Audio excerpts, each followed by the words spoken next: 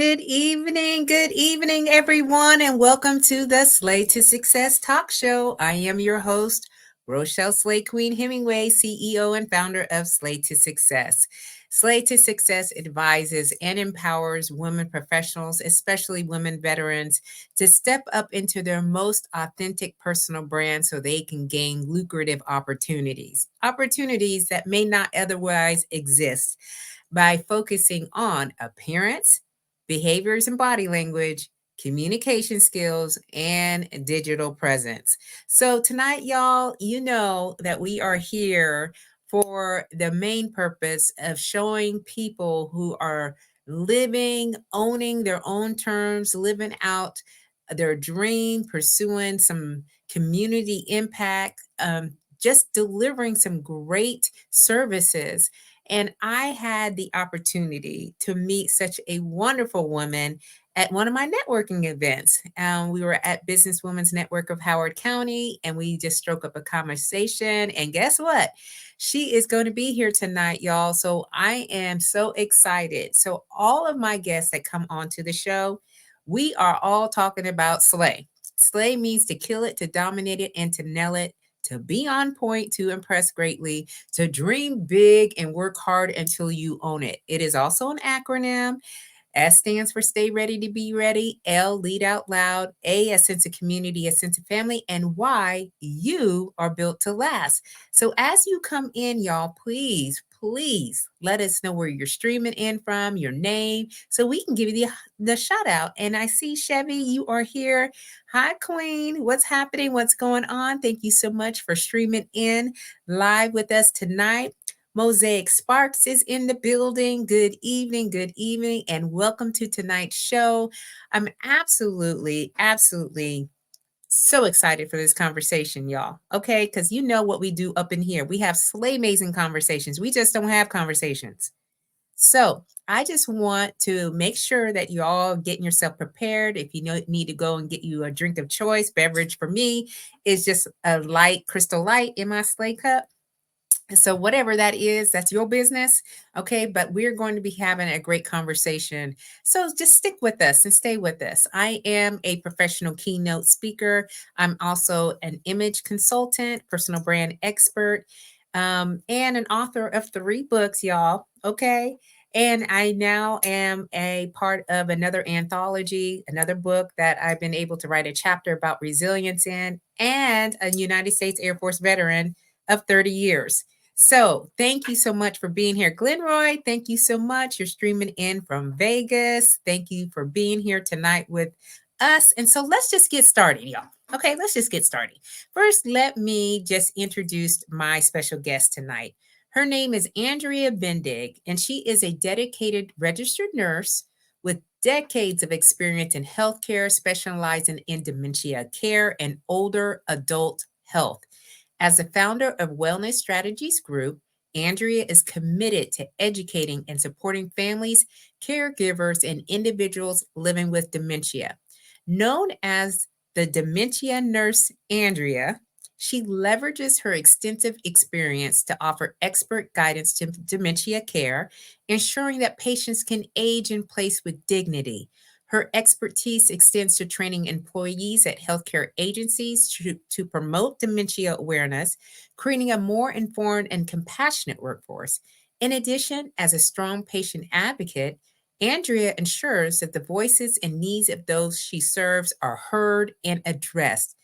Andrea holds a master's degree in nursing and multiple certifications. She is a member of the National Council of Certified Dementia Practitioners, the Howard County Local Health Improvement Coalition, and the Businesswomen's Network of Howard County. So please put your hands together, y'all, for Andrea, because she is in the building. Hi. So good to be here. I am so happy that you could join us tonight, because this is such the work that you do and how you're doing it. I just knew you had to be a member on the show. I was like, she is a guest. Okay, please.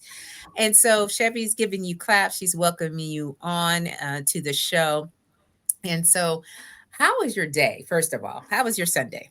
It has been just beautiful. The weather's been nice. I was able to spend some retail therapy time with my mom. So, Hey, we did a little shopping and yeah, just enjoyed the sunshine. yeah, y'all, the weather is absolutely amazing here in the DMV. So wherever you're at, I hope that you're having some great weather. And you speak my language when you say retail therapy, okay? Because I be trying to do that as many times as possible, however my budget can allow. So I definitely understand that. So for those that, may not know you, what are you, like, let's start from what have you been able to accomplish up to this point? I think that you have an extensive career and that you had decades, right? So where exactly did you kind of grow up at? What, kind of occurred? How did you get into nursing? And then we'll go from there. Okay, sounds good. So, thanks again for having me on the show. This is great. And I didn't realize you had so many books. I'm going to have to check that out. Oh, So, congratulations. That's awesome. thank Um, you. yeah. So, just to tell you a little bit about my history and how I got into nursing. So, I grew up on a family horse farm. Mm, My dad was a trainer and a breeder, and so I was around horses growing up. I wasn't the person who was in sports in high school. I was on the farm. And out of high school, I was offered a job with the state as a medical transcriptionist. And I thought, oh my gosh, this is great, right? I'm 18, I'm going to have a job working for the state. I was really excited. So I started that job, and sitting at the desk with the headsets on and typing all day, I started to think it probably is not for me. I mm, mean, and in the meantime, I'm watching all the nurses, who are doing patient care. And yeah. I thought, I think that's what I want to be doing. And I was lucky enough that where I worked actually had a nursing program where they actually paid me to go to school to become a nurse. Yeah, so I was very lucky with that. And so I graduated with my licensed practical nurse, which is an LPN. So it's a step under a registered nurse. And I worked as an LPN for a long time. It gave me a lot of, early in my career, I worked like at Johns Hopkins in the NICU. I worked for a local hospital in med surg. I worked for addictions, mental health. Really, it just gave me the opportunity to discover where did I want to be in nursing. And as I continued in the LPN path, the state started changing some of the regulations on what LPNs can do. And I found myself worried if I would still have a job, because they Mm, were kind of saying, oh, LPNs now can't do this, or they can't do that, or they have to have an RN sign off. And when that was happening, I was a single mom. mm, And, my son was in football and soccer and playing a lot of sports, and I was really busy. But I knew I needed to go back to school. And so when he got into high school is when I worked full time, took care of him, and also put myself through RN school. So it was challenging, but I think actually doing all that has really kind of built how I got to where I am today. And, yeah. I just continued. I then went on and got my bachelor's degree. I got my master's. And the last half of my nursing career, I was an administrator, was a director of nursing. And I thought, this is great. This is exactly where I want to be. This is why I got my master's degree. And I really felt like I was missing patient care. I was Mhm. supervising 150 people, including, RNs, LPNs, caregivers, and I even did some things with physical therapists and occupational therapists. And I was missing sitting down and really connecting with a patient and finding out how can I help them. Yeah. And sorry, I've been talking a lot this past week. I've been doing a lot of teaching. Oh, okay. Look, that's awesome. My So, voice is a little worn out, but yeah. That's awesome. So at the same time, I was feeling like I wanted to go back to patient care. My husband was actually diagnosed with multiple myeloma, and which isn't Mm, incurable. It's a cancer, and so my whole role kind of switched, where now I was his caregiver, and I was mm, his patient advocate, and he went through, a bone marrow transplant at Johns Hopkins. And then because he didn't have an immune system, he got really sick and was hospitalized a couple times. And so I was thinking to myself, going through that, how do people navigate chronic conditions without knowing anything about health, really?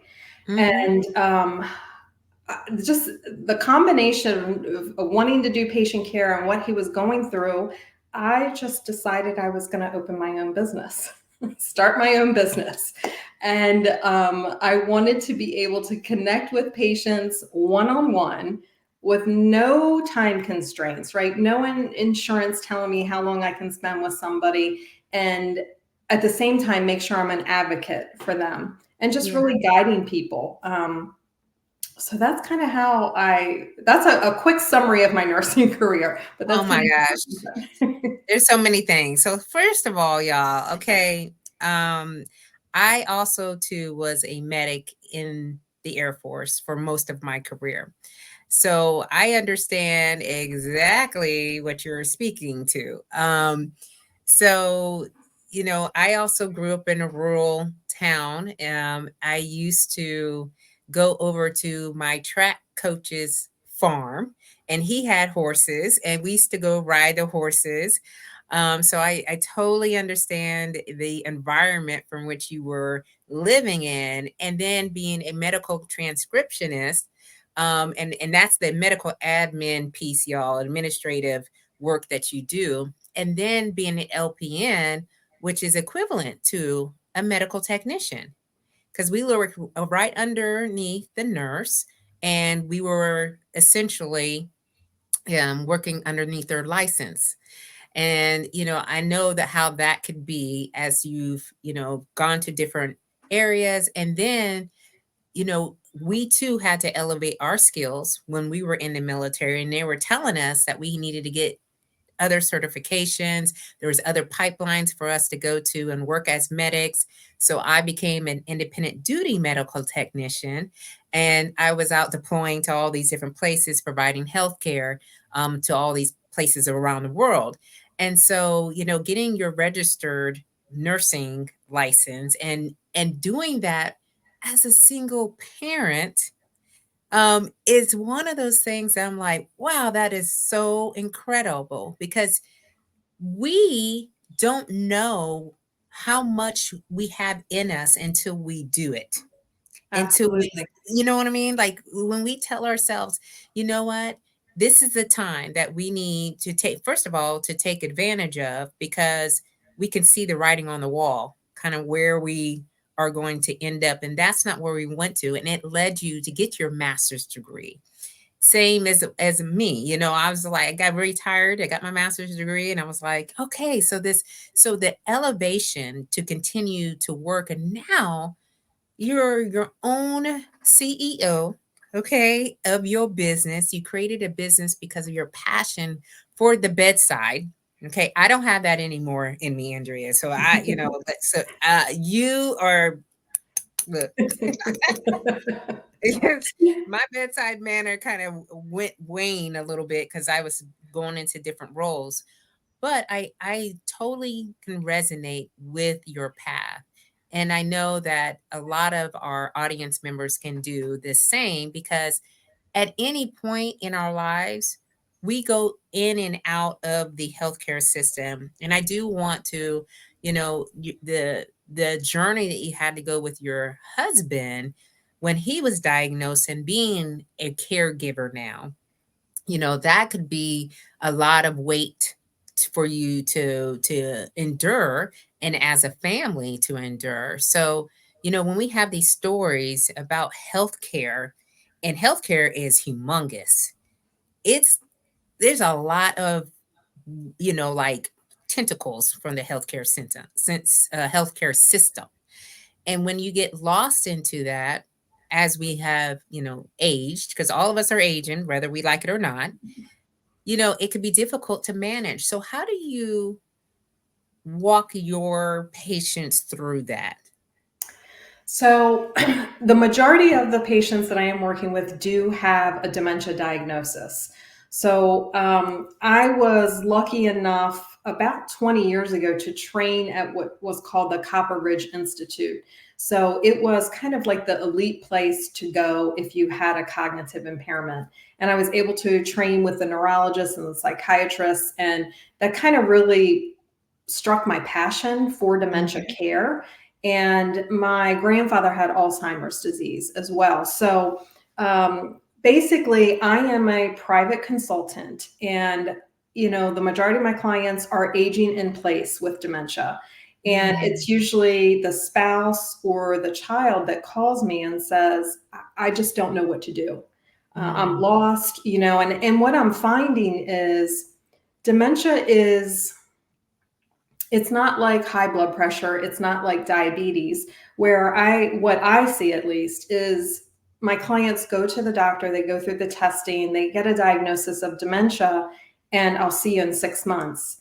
And Mm. there's no education, there's no support, there's no training to really guide people through what does this journey look like? What can you expect to happen later? And there's a lot that goes into it. Everything from just not memory loss and forgetfulness, but challenging behaviors and difficulty swallowing and walking. And it's hard for families sometimes to plan because they're in it right now. They're in that crisis and really struggling. So when they call me, if they are in Central Maryland, I will go to their home. I do a comprehensive 2-hour assessment where I'm really looking at everything: their medical history, their medications, their level of functioning, what did they do for a living, all those things. So I can really get to know that person. And I do a home safety screening as well. And then out of that assessment, I create a plan for them. So Mm. that's kind of how I start to guide them through this. So it could be that they have, let's just say, uncontrolled high blood pressure. So I may put something in the plan about that. And sometimes it's referring them back to their healthcare provider. But I also do things like change the environment. So if somebody's getting lost in their own home, there are things we can do for that. If somebody doesn't have a great appetite, I can look at where they're sitting and look at the color of their table, their tablecloth, the placemat, the plate. All those things go into play in how to create a dementia-friendly environment. But I'm also a patient advocate for them. I also am a liaison.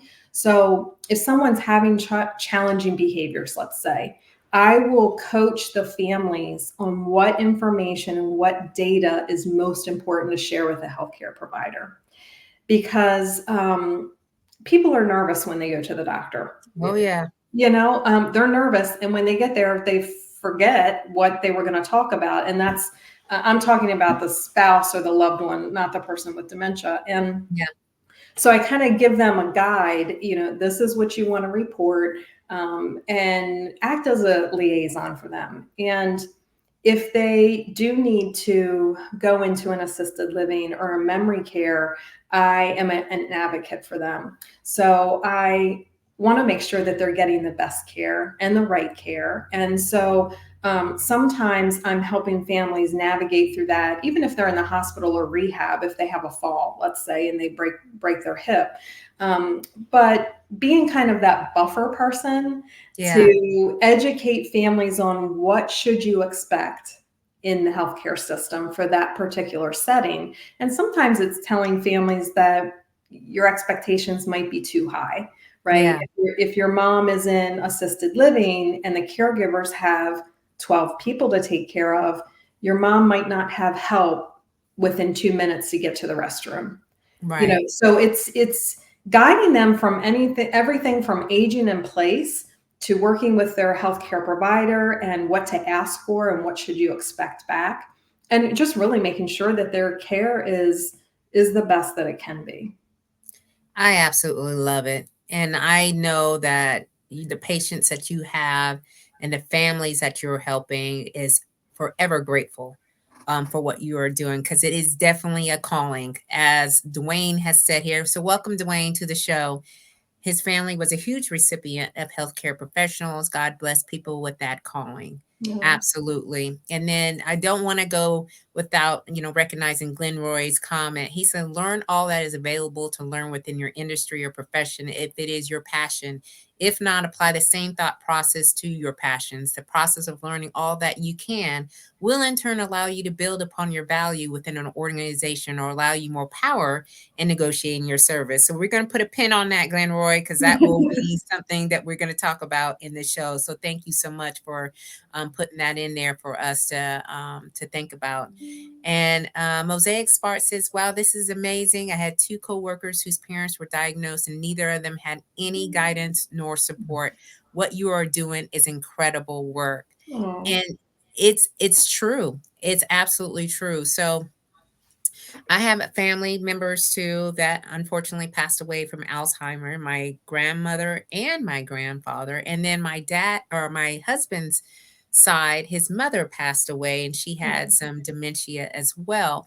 And they don't really talk about, what it is you do to take care of your loved one. A lot of times they are put into a nursing home, all right? And then they are there. And I remember going to see my grandparents, and they were not functioning as well as I thought they would be in the nursing home. In fact, they started to decline. So before we go on to, kind of that stage, what are some signs, if you will, of dementia? Like, what is dementia, first of all? Because I know sometimes we just need to say it out loud and to express it, because sometimes people don't really understand the disease or the process, if you will. And so let's talk about what it is, what are the symptoms, and maybe some ways to prevent at our age. Because right yeah. now we're at what, 40s, 50s, most of us that are watching in on the show. Yeah. So that's a great question, because a lot of times people do not realize what the true definition of dementia is. It is a group of symptoms. Mm, So when we hear that term dementia, that's what it means, a group of symptoms. And I tell people dementia, we think of it as an umbrella. And under that umbrella, we have reversible dementia and irreversible dementias. mm, And so, under reversible are things like an infection, like a urinary tract infection, a concussion, low vitamin B levels, underactive thyroid. So, all of those things can be reversed once it's treated, right? And so, that group of symptoms look at things like forgetfulness, short term and long term memory loss, difficulty concentrating, poor attention span. Um, Typically when someone hears the word dementia, you think of memory loss and forgetfulness. right, right. And that's absolutely true. But there are other things that fall under there.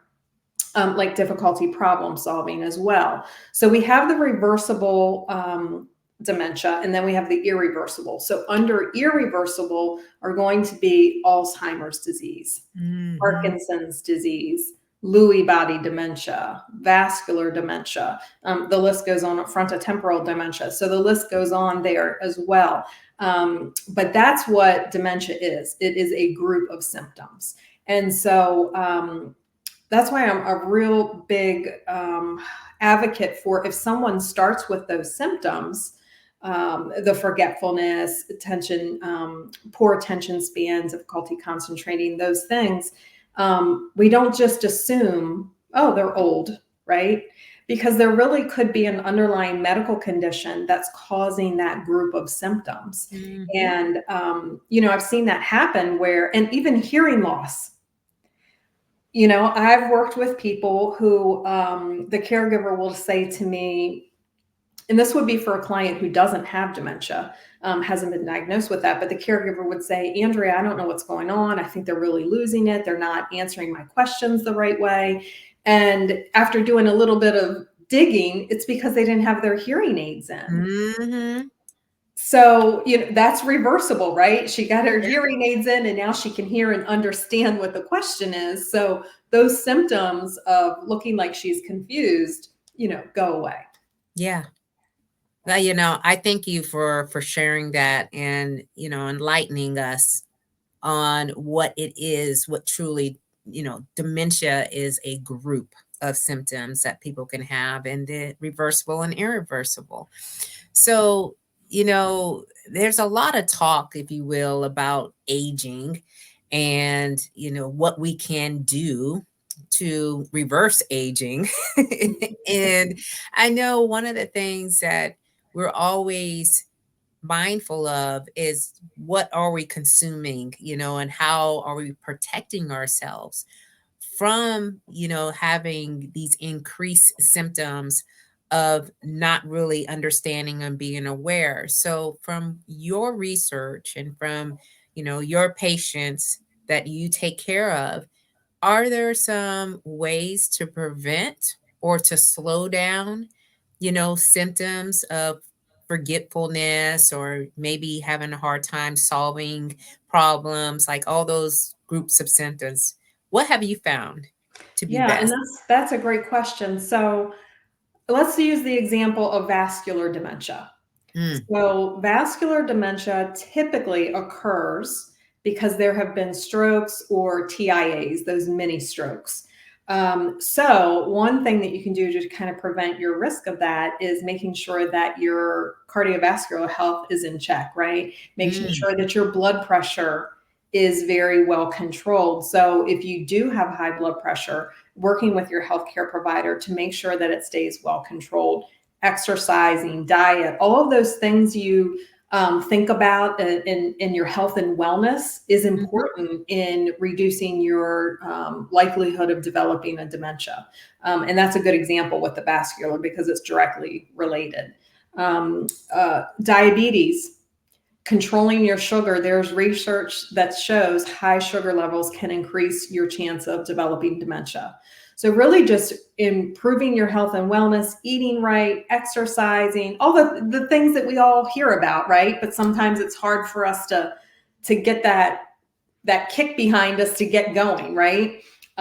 So all of those things are important, but engaging your brain. I talk all the time about brain health and keeping your brain active. And, like I have an app on my phone that I do brain games every night. It's just part of my routine. Oh, And yeah, and it's a free app. But it makes me think. And that's how you know if it's a good brain challenge. If you have to stop and pause and think about it, then that's a good brain challenge for you. Like sitting in front of the TV is not something that engages your brain unless you're playing like Jeopardy, right? right. So yeah, engaging your cognitive health, as well as your physical health is really important. Yeah, I absolutely understand. And the brain health is just one of those things that we have to continually and improve so that way when we do become older, if you will, we're not shifting our minds into a place where we can't come back from and we're not quite sure of what's happening. Um, and it's so important, these habits that we have. And you're talking about early habits, doing brain games on the app. All right. You'll have to let us know what that app is, so I could download that because we do have to maintain activity to make sure that we are, again, keeping up with what's going on. And the world is so hypersensitive right now. There's so much stimulus that's happening, so make sure it's the right information that we're putting in our brains as well. So Glenroy he always has amazing comments. Yeah. Okay. Illnesses like achievers and dementia, and I think he meant Alzheimer's, Okay. Dementia can be prevented and managed effectively. Unlike the healthcare industry in general, the context and degree of care that Ms. Bendig has given account to providing seems to be a step in a more positive direction. Healthcare has become more of an illness and symptom management industry. So he appreciates the facilitation of the methods that you're speaking about. Is, healthcare is a business, Yes. you Yeah. know, and sometimes, they treat it as a business. And unfortunately, the people that come to get healthcare are treated like business, so you're providing that one-on-one, hands-on touch, let me help you and support you in this journey that you are on. And Chevy says it's the simple habits that we can do daily, but choose not to better our health. Yeah, well, I mean, Yeah. exercise, dieting, these are the things they say. Control your blood pressure, low sugar, Low cholesterol, low all of those cholesterol. things. And so, yes, we have to sharpen our brains daily. We Yes. do. Yeah. So, as they are in their journey, and I like to say journey because I think all of us are on a journey. Health is a journey. I know my health journey has been all over the place up until like maybe 15 years ago when I started to really see that I needed to manage my health in a more positive way and to really take heed of how wellness can contribute to our overall living. And, we can't control per se really what happens in the next 10, 15, 20 years. So if we have family members, because, I think all of us are at the age where our parents are like in their 70s and their 80s, and they're seeing the signs or maybe potentially it are demonstrating, forgetfulness in certain ways or degrees, you know, how do we talk to them? Okay, because I remember, and I ask you this specifically, when my dad passed away in 2021, and he was getting some signs of dementia or kind of not really, thinking he had diabetes. And I think that contributed to it for sure. And I remember him driving, and I was driving behind him, and we were driving to a particular area. And when we got to where we were at, I told him, "Hey, I don't think you should be driving anymore." And he said, "Huh?" I said, "You were weaving in and out." And he's like, "Where?" And he was just having a hard time understanding, but I could see that there were some things that were changing for him. So if we do see our family members and suddenly they have all these symptoms, what are some positive interactions that we can have with our family members? Or what can we be saying? Yeah, and that's a good question too. So typically when clients call me, they've already been experiencing symptoms for a couple years now. So it's a little bit more involved. But what I always tell people is when you see changes in your loved one, everyone's personality is different, right? So you know your loved one better than anybody else, and you know what might be the best approach. But I often feel that giving the person some control in the Mhm. situation, like if you are noticing something, let's take your example with the driving. Do you ever feel like maybe you're weaving in and out when you're driving? Sometimes people take that a little bit better. Now there are definitely going to be times where someone who has dementia and clearly is struggling, they do not think that there's anything wrong with them. Mhm. And that can be a huge battle for families and caregivers to you can't always get your point across, right? Right. Because Mhm. in the dementia journey, people are living right then in their own reality, and we have to join them on that. But if it's beginning stages, I would encourage your loved one to just go for a checkup. Mhm. When's the last time you had your physical? You said you were feeling a little bit forgetful, or you lost your phone and you couldn't find it, things like that, using the specifics that are happening at that time And things that are very relevant. You don't want to talk about something that happened, 6 months ago, but in the now, Right. what's happening, and Yeah. and how can we look into that further, and how can we address it? Yeah. Yeah. Well, I think that those are good ideas. If I would have used that approach for my dad, I think it would have gone a little bit better because he got very defensive and hard right. Yes. He was like, I don't know what you're talking about. I was driving just fine. And I was Yeah. like, oh my gosh, this is not working. Yeah, It's not so kind of put working. it in their hands, right? Give them the Yeah. driver's seat. Well, but you know what I mean, to feel like they're having a say in what might be happening, and that also will help you gauge, are they aware of it? Yeah. And Yeah. I remember, even though my grandfather, when he had Alzheimer's, and he lived in a different state, but you know the family that was living next to him found that he probably wasn't safe to drive anymore, and he was very determined, and so Hmm. he would drive. I don't know if it was his scooter now or his riding mower, but up to town to be able to get the things that he needed. And he clearly didn't think that there was any problem with that. But one thing that's I'm glad he never got lost, right? Because now we Yeah. see all those silver alerts, and it's so upsetting when I see those things, because I'm like, Mhm. oh my gosh, what could we have done before getting to this point to make that person safe? But yeah, it depends on your loved one's personality too, and how you're going to approach it. But there are different ways, and if the first way you approach it doesn't work, or you get a defensive response, then try a different way. Yeah. Well, I needed you at that moment, Andrea, because I was like, yeah, like this is not going well. And Yeah. he let me know. So Glenroy, he does have a question for you. He asks, what changes should we be aware of for ourselves as means of applying and practicing preventive measures? So I think that's a great question.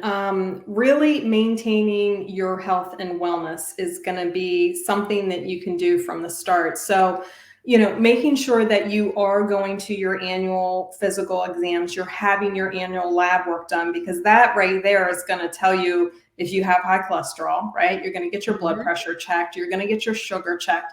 All of those things we talked about already in part of different types of the irreversible dementias.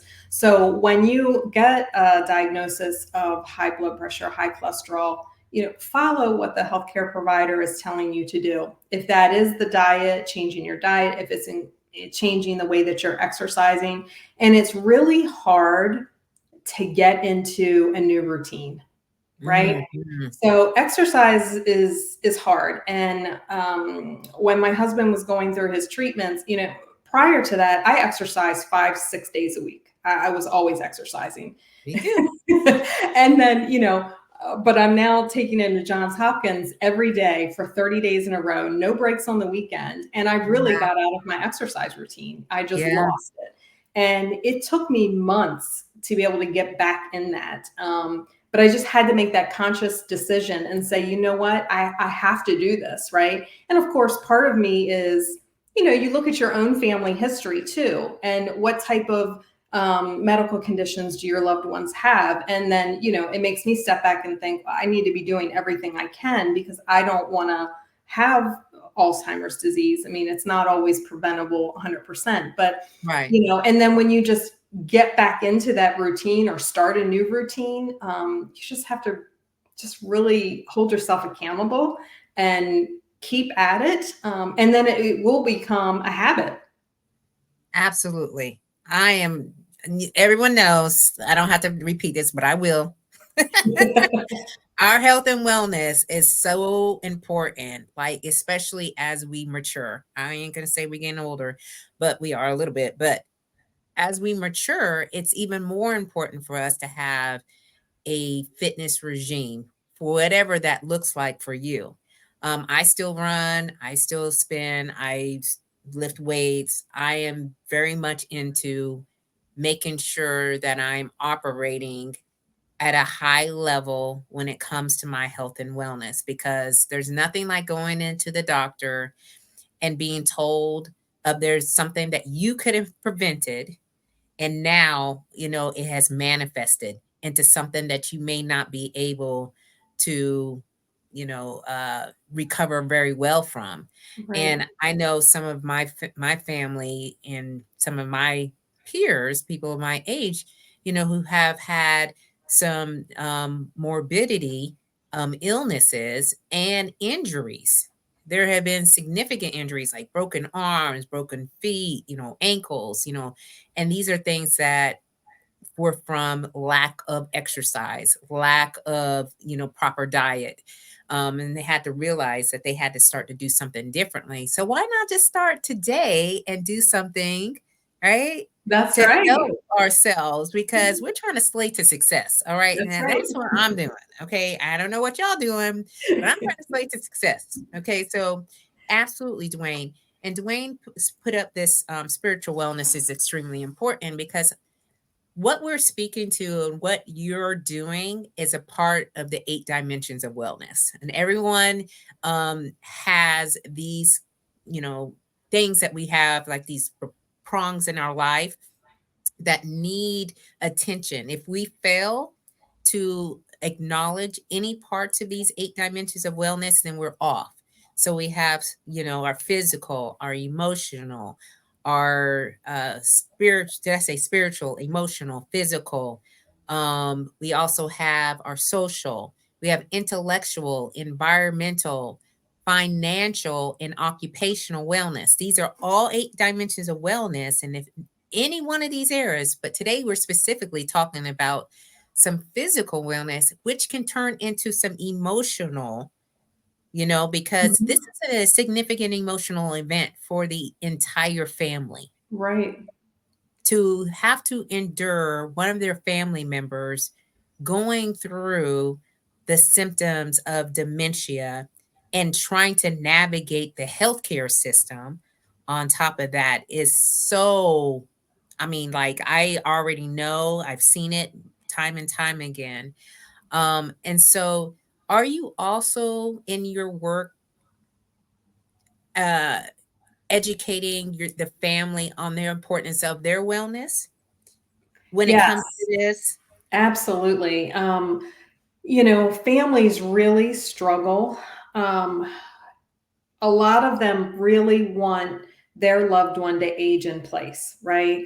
They Mm, want to provide that caregiving so that their loved one does not need to move to an assisted living or memory care or nursing home, whatever it may be. And they go through a huge struggle and they go through a lot of caregiver burden and burnout.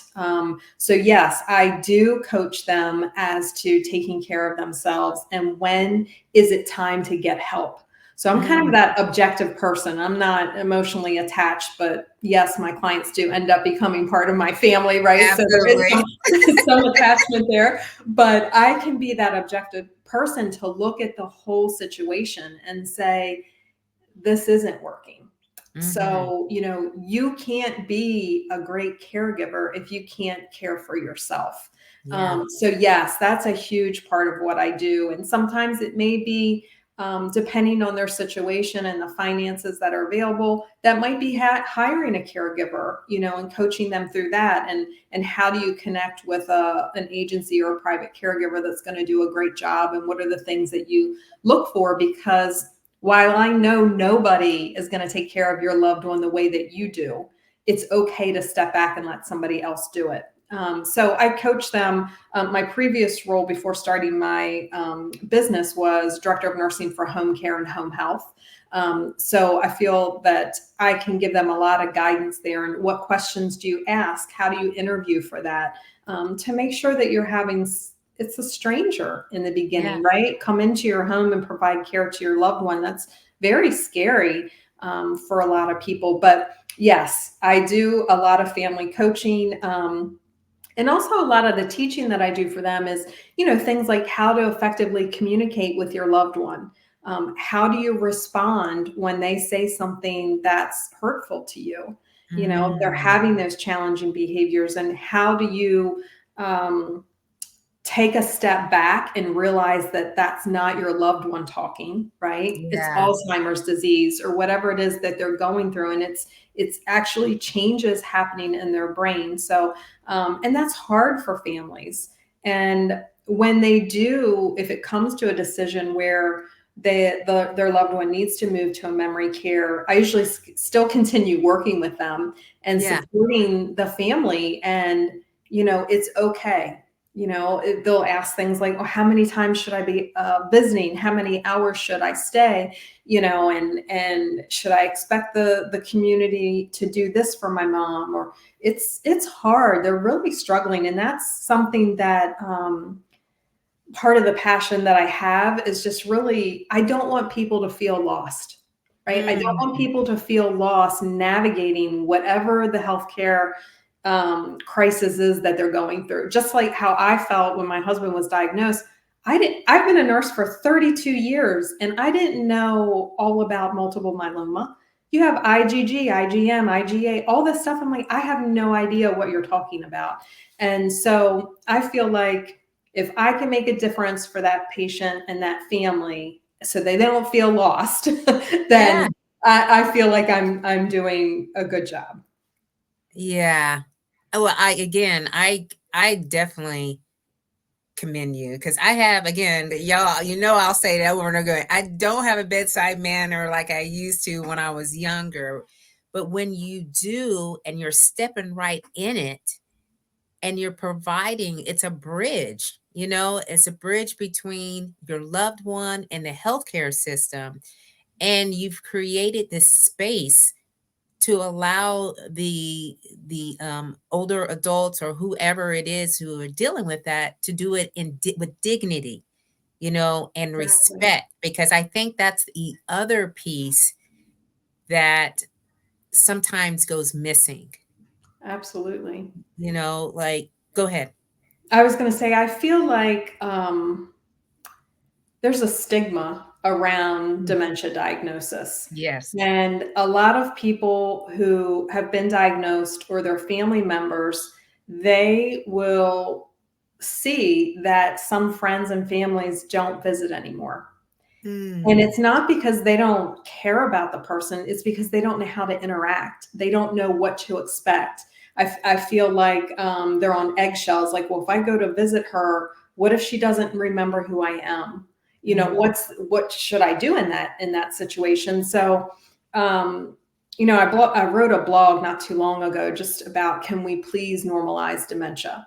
Yeah. Like we do with high blood pressure and diabetes, and we give so much support to those people. So yeah, there's a huge stigma associated with it, and people are afraid, they don't understand it. So that's if I can educate people, and that's one of the things I do for community partners, is I train their employees who are working directly with people who have dementia. Yes. And I don't know if you're familiar with Dementia Live, but I'm a education partner and a Dementia Live coach now, and it really is a simulation that lets you step into the shoes of someone living with dementia, and it's really powerful for people that are working with someone with dementia, just to step into that, even if it's only for a few minutes, and then they step back and say, "Oh my gosh, my client's living like this 24 hours a day." Yeah. So I know I'm just small here, by myself doing my thing, but I want to educate people. I want people to know that this does not have to be so scary, right? There are things that we can do to support the person and the families. Yeah. So, and as you said, you might be small, but you mighty, okay? Because it definitely helped me to see a little bit more about, dementia, and to talk about it, because these are sometimes taboo. Nobody wants to Exactly. really talk about it until it happens.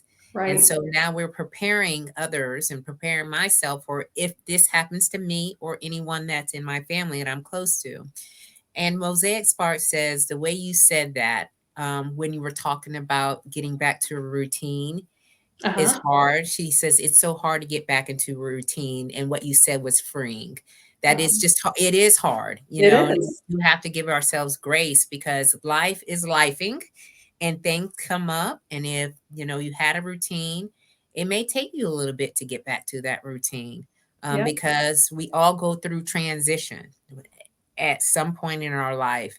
And so we just have to give ourselves a little bit more grace and more compassion about it. exactly. I do want to go back, Andrea, about Glenn Roy's comment that he made earlier. Hmm. Okay, because now we're talking business, all right? Because now we in business, both of us are entrepreneurs, and we have what we do in our That's services right. and products. And he says the process of learning and all that you can will in turn allow you to build upon your value within an organization or allow you more power in negotiating your services. So, throughout your journey of becoming an entrepreneur, can you share a little bit about maybe some of the feelings or, what were you thinking at the time? Is it all that you expected? What is this for you? Yeah. So I completely resigned from my director of nursing position about a year and a half ago. I was still doing some consulting for them, kind of weaning my way out of there. And, you know, taking the leap of faith, right, to Mm, believe in yourself and step back and think, okay, if I do this, uh-huh. I have to count on myself to make money, right? Yes. Mhm. To be able to provide for my family. Um, Absolutely. and it's scary. And I am a nurse. I'm not a salesperson. I'm not a marketing person. And that was the hardest thing for me. Like, how do I let people know what I'm doing? And there definitely were days where I thought, did I make the right decision? Right. Because there's in this area anyway, there's nobody else doing what I'm doing. So it's hard for people to kind of grasp and learn what type of service I provide. And so that has been a challenge, just getting that out there. But now, the clients are coming in and the word is getting out there, which is great. But, you know, I think the biggest thing is believing in yourself. You Yeah. have to believe that you can do it. And you have to keep saying those things to yourself, right? I got this. I Yeah. can do it. And there are going to be days, and we all go through this, no matter what our career is. But there's days where we feel defeated, right? Mhm. It wasn't a great day today, but you have to just look in anything good that came out of today, focus on that, and know that tomorrow can be better. Absolutely. Yeah.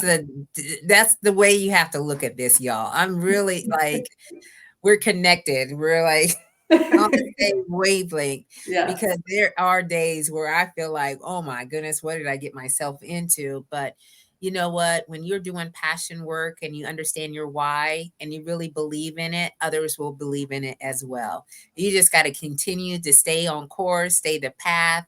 Know that this was divinely given to you and only you. I mean, you already created your name, if you will. You're the dementia nurse. Okay. So, and I absolutely love that because that's a branding thing. And Yeah. so, you have to be able to put yourself out there. And it's true. I didn't have to sell myself either when I was in the military. Like, I mean, you just work, you right. Right. And the opportunities will kind of come that way. But when you're having your own business, it's a little bit different approach to that. So, I applaud you for what you're doing. Absolutely, just this is just so powerful for what you do for not only the patients but for the families, because you're like the hero, the shero, if you will, to come in and save the day. You're like, oh my gosh, she's going to help us, with our loved one, because our loved ones are very precious to us and they're part of our family. We want them to do well. We just maybe need someone outside to come into our family because we be trying to do it all, and sometimes that just doesn't work. Yep. Okay, so Glenroy has a comment here. He says, in general, what we don't understand about the illnesses, diseases, and turmoils that others are enduring, We interpret based on generally accepted notions that are accepted through ignorance, not practicality. So yeah, you Yeah. running through the simulation and having, employees to run through the simulation, because it's true. People don't know what they don't know, Absolutely. and they're scared of what they don't know. Hmm. And so they will make it up. It's whatever the society is saying about, different types of people. And we can name up all the illnesses in the world where, people will say, well, they're crazy. They're not, they're not with it. They're out there, don't talk to them. And in reality, it's more of what can we do to help one another as a community, because this person is really speaking out that they need support. Right. Yeah, absolutely. All right. Well, we are coming up to the top of the hour, and I knew we would because this is an amazing conversation. So I have one more question for you, and then I'll have you, share with us, anything else that you want to share with the audience. But I do want to know, about what you think your family and friends are going to say about you at your 80th birthday party. So if you are given those years to live to that age, what do you think they're going to say about you, or what do you want them to say about you? So that's an interesting thing to think about, right? Mhm. Trying to look ahead, I could see that maybe they're telling me it's time to retire when I'm 80 because I don't like to sit still. I get bored easily, so I could see something like that, right? Or I'll be I don't know what I'll be doing, volunteering somewhere probably. Yeah. No, I would hope that people will remember me as somebody who really just wanted to make a difference for people that are feeling lost with especially dementia care. And I think my family will. I think that they would say I'm pretty okay. I think they're going to say more than you're pretty okay. Oh. I do. I do. I mean, it's your energy. It's the way that you said you don't think that you're ever going to sit still. I'm the same way. I don't think I'm ever going to be able to sit still and just do nothing. That's not in me. That's not part of my DNA either. And what we're doing again is passion work. It's purpose driven. So we are going to continue on. And I know they're going to say amazing things about you, and you're going to get your flowers. All right. Oh, Hopefully they're giving you your flowers now, but yes. hopefully really giving you your flowers on your 80th birthday. Oh, And then Kim also chimed in about Glenroy's last comment about understanding illnesses and diseases and so forth and so on. yeah. So So, Dwayne says, thank you so much for this information. Tomorrow I'm going to put on my camis and boots and go on a long road march. there you He's a retired Marine hook. And go. so he's going to go out there and get his road march on. Be That's safe great. out there, Dwayne. All right. Don't try to hurt nobody when you're out there. That's so good. Oh my goodness. Okay, so any last comments that you want to share with the audience before we sign off? No, I just wanted to thank you again, Rochelle, for inviting me. This was a lot of fun, and I'm happy to be on the show. I think what you're doing is great, and kind of, it's all about positivity. Yeah. Yeah, I definitely love highlighting and bringing more awareness to people who are starting businesses and see a gap in something that they are definitely um, passionate about, because we know people who have started businesses and they don't like it. They don't yeah, like what they're doing. And, I'm encouraging and inspiring those that have a gift and have a talent to serve in whatever that is for them, that they can, do for a very long time. And so I thank you for being here. Dwayne said, God bless you. God All bless you. right. So, y'all, this has been the Slate to Success talk show with my guest, Andrea Bendig, today, nurse. She's the dementia nurse. Okay. So don't forget that. And we will be back here next Sunday at 7 p.m. Eastern Standard Time. And yet I have another slay amazing guest. You know, I just get folks on here to share, share, share. So have a great week, y'all. Keep on slaying until you can't slay no more. Thank you so much for everyone who was here with us live. Chevy, Mosaic Sparks, Glenn Roy, Dwayne. Going down the line, y'all. Kim, thank you so much for being here, and thank you for the feedback. We really appreciate your presence. So we will see you all very soon. Thank you. Thank you, Andrea. Thank you so Thank much. you. Bye-bye. Goodbye.